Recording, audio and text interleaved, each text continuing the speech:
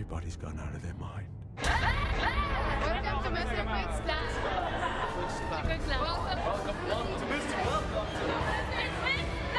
Welcome to Mr. Quick's class. Welcome to Mr. Quick's class. Welcome to Mr. Quick. Welcome, Mr. Quick's class. Oh, yeah. All right. I tell you what, a person who believes that this wasn't set up by our own government is an idiot. You're not supposed to touch the items in the bin, please. Okay.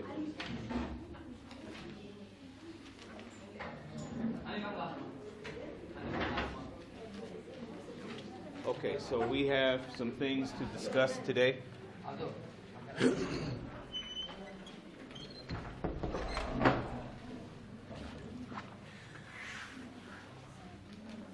Okay, over the next 2-3 days, we're going to be finishing up with Walden. These are going to be our discussions. I think for right now, unless I need all mobiles put up, unless I tell you to take them out, because I may do that in a few minutes, but not right now. I need all mobiles put away.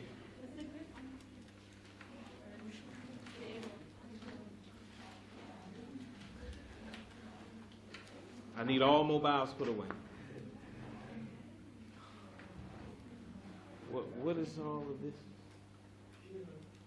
Yeah, just put it up. Thank you. Okay. For right now, unless I get the feeling again, which I don't know if I will, we're going to stop writing essays for a bit. When I get the feeling back, then we'll go back to dealing with essays. But I didn't have it in our plan. So going over essays was kind of extra. So I didn't have it in the plan. So I'm not in the mood to deal with essays anymore. If I get back into the mood, we will, because I noticed that some of you desperately need to learn how to improve your essay writing. So hopefully we'll go back to that. If not, as always, next year. Okay. The thing that we can't ignore is the reading issue. And why can't we ignore that? Because there's no guarantee you will have an essay next year when you take the SAT. There is a guarantee that you will have a reading section. Actually, that's the only section you will have. It's concerning the English language, is the reading section. It still remains the weakest area of everyone in the classroom. It still remains the weakest. Now, going into the new SAT, knowing that there are only 2 sections, one of those, unless you're math geniuses, one of those sections being the weakest area of your, ability in English, to me, that the prospects don't look good right now. They don't look good. Since the beginning of the year, unbeknown to you, I have been preparing you for the new SAT. The reading passages that you have been playing with, all 20 of them, I consider all 20 of them, or all reading passages are styles of reading passages that you're going to find on the SAT. So, you've played with those 20. I only have 4 more that I put, because it takes a long time for me to put those reading passages up.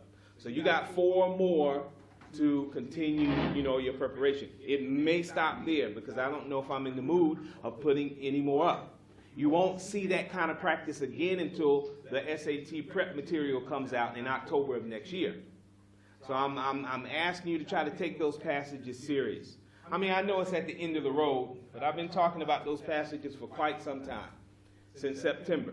If you have been getting consistently 2 to 3 answers correct, you're average. You're okay.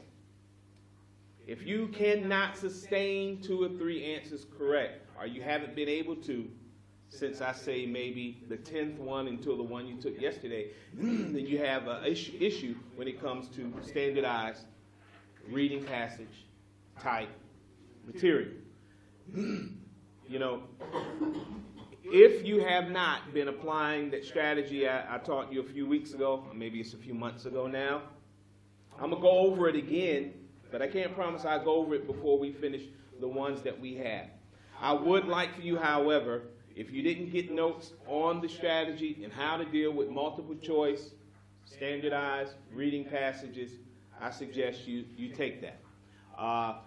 Outside of that strategy that I taught in here, I can 100% guarantee you won't find anything else.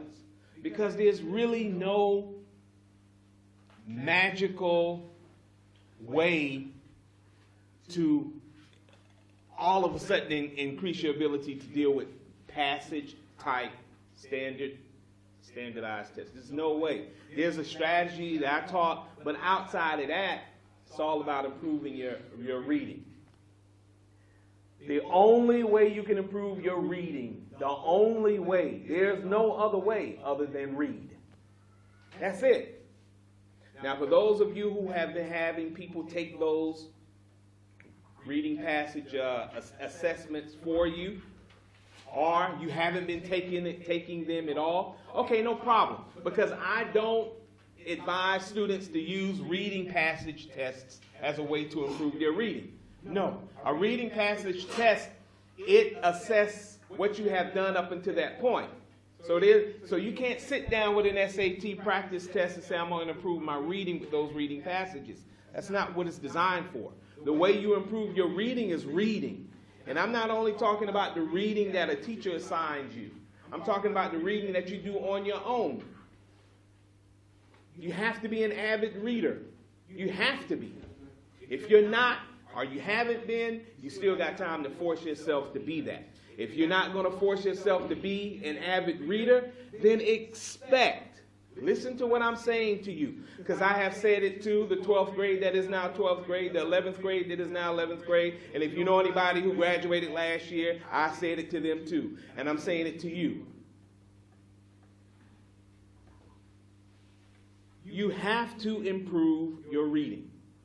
And the only way to do that is read. You have to read. And you have to read quite a bit. Because some of you are going to be playing catch-up, meaning that you haven't been reading first grade through ninth grade. That's just what you did. Some of you, I talked to you last year, and you admitted to me, I've never even read a book. All the books that I was told to read, I didn't read those. Okay, fine. That was in the past. But what you're going to do in the future, you have to take a read. Do you understand what I'm saying to you? The new SAT is only 2 sections, reading and math. There will be no, I'm only going to take the math. No. They come as a package. You have to take a reading test. Do you understand that? And I can almost guarantee, because, maybe there's maybe an exception in the room. Nobody's going to get over 1,400 before December. I can guarantee that. That's just not on the old one. If you want to have hope, prepare for the new one. How do you prepare for the new one? You start today by trying to become an avid reader. Avid reader. Okay, so you can take what I just said, you can toss it in the trash, and Mr. Quick don't know what he's talking about. But I said the same thing to 11th grade, the same thing to 12th grade, and many of them don't even want to hear the I told you so. So they found ways to get out of this class because they don't want to hear what I got to say. But they don't want to hear the I told you so. So they found a way to get out of the class. And I understand that. I mean, it's hard to look somebody in the face who told you, said, look, don't do that, don't do that. And you did it anyway. It's hard to look them in the face after that and say, well, whatever. I hate you now. Okay, why you hate me? I mean, you know what I'm saying? I tried to keep you from that, but you went towards that. So don't hate on me, but don't hate yourself. Don't hate yourself either, but don't hate on me. Okay, so we had some reading to do. Okay. Now you can take out your mobile. So you don't need them now. In Islamic school. I'll talk about tomorrow. That's rolling the hard way. We don't want to roll quite that hard. We want to get one of them little minibuses.